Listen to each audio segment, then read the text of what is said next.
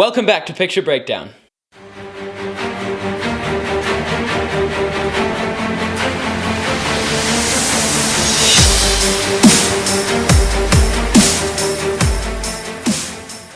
This is going to be my breakdown of Loki Episode 1, Glorious Purpose. I'm going to be going through this episode shot by shot for interesting visual details, hidden references, as well as any background information that you might need to know.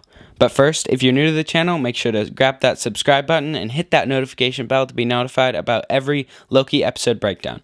Just a quick heads up, there's going to be spoilers in this, so if you haven't seen the episode already, go and check it out on Disney+. Alright, let's get right into it.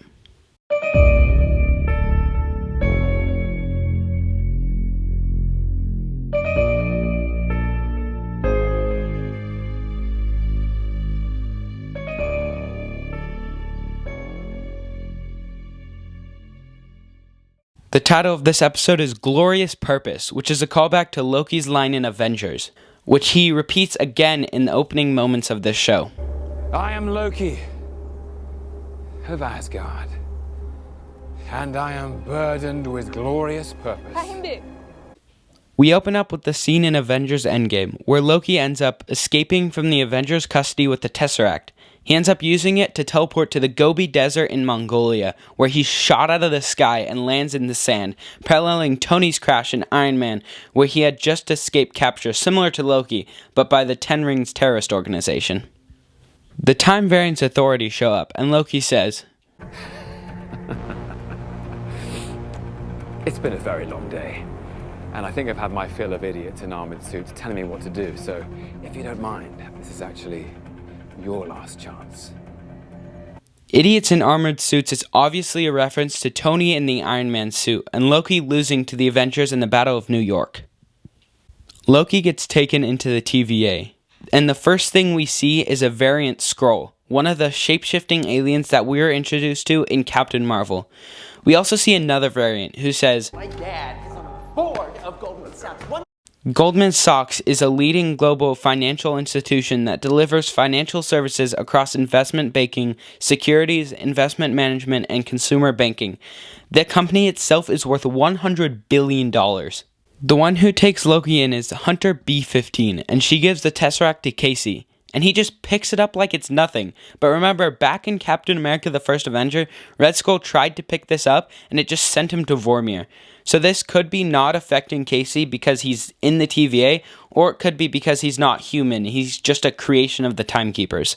Loki gets dropped into a room to sign everything that he's ever said, and in the room there's a cat on the floor and a mug with a picture of a cat on it. This could be a reference to Schrodinger's cat, and in the credits you can see Schrodinger's equation. Schrodinger's cat is pretty much a cat in a bunker with a bomb that has a 50% chance of going off, but we don't know if that bomb went off unless we look inside the bunker. The thought experiment says that before we look inside the bunker, the cat is in a sort of superposition, both dead and alive, until we look inside the bunker and reality is forced to take on one outcome. This thought process goes into the idea of different timelines that we're going to be exploring in Loki. Loki gets dropped a second time, and this time he gets really angry, a reference to how he hates falling, shown in Thor Ragnarok, when Doctor Strange had him. I have been falling for 30 minutes! Miss Minutes shows up, and she pretty much explains everything about timelines to Loki, while actually explaining these things to us. She says that when a branch in the timeline occurs, it produces a Nexus event.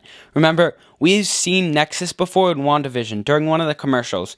Nexus is a reference to a Nexus being, which Wanda is herself, which means that she's able to affect the probability and thus the future, thereby altering the flow of the universal time stream, and she's not bound by one single timeline herself. Miss Minutes then says that if this happens, it could branch off into madness, leading to another multiversal war. This is some very specific wording that they chose here. Madness and multiversal war. This is almost definitely a nod to Doctor Strange 2, Multiverse of Madness, which could give us a hint into what this movie is going to be about. My takeaway from this is that this movie is going to be going towards an idea of a second multiversal war, and that Doctor Strange is going to have to go in and try to fix it. Mobius is investigating an attack on the TVA, and on his way out, he's given Loki's file, and on it says race as Frost Giant, birthplace as Jotunheim, and name as Loki Laufeyson.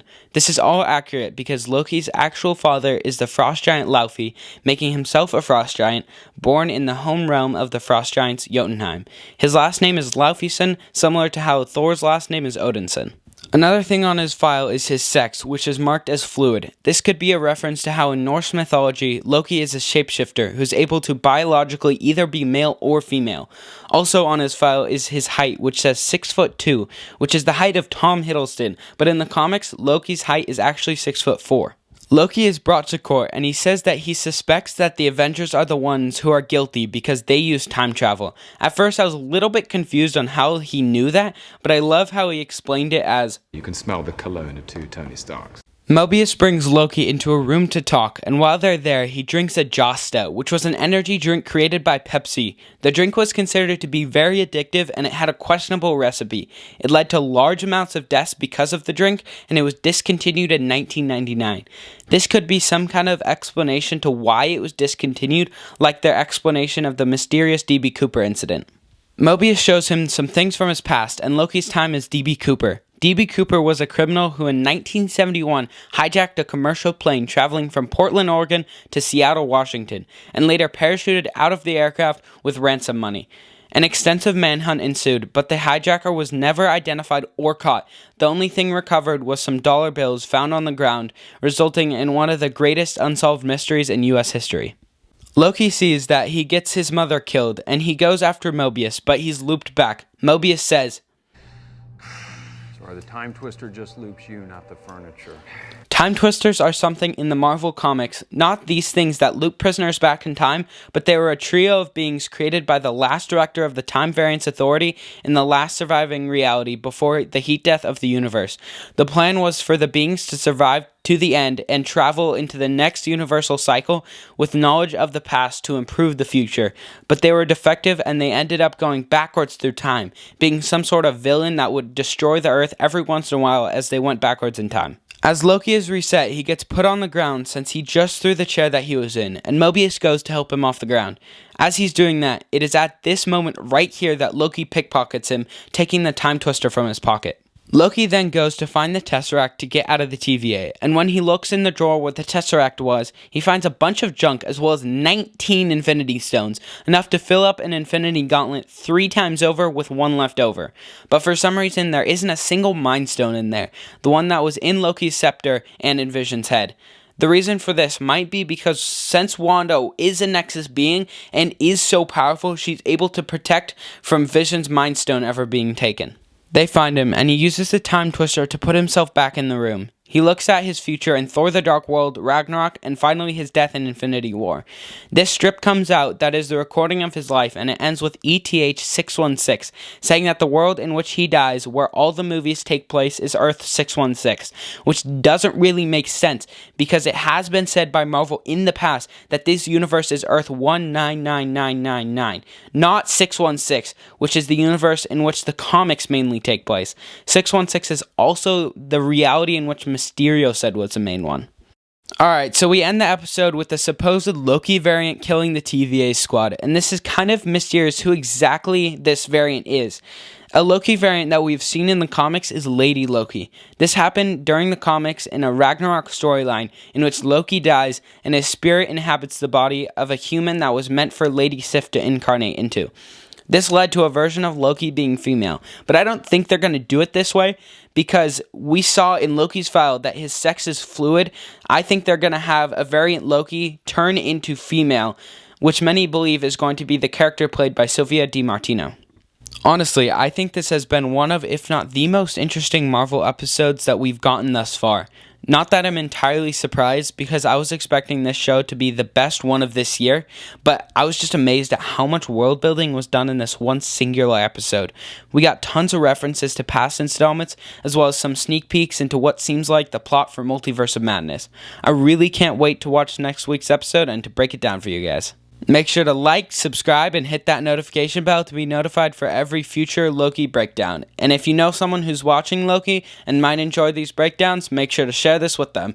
Put down any questions or comments you might have, and let me know if you think the variant is going to be Lady Loki. Thanks so much for watching, and I'll see you in my next breakdown.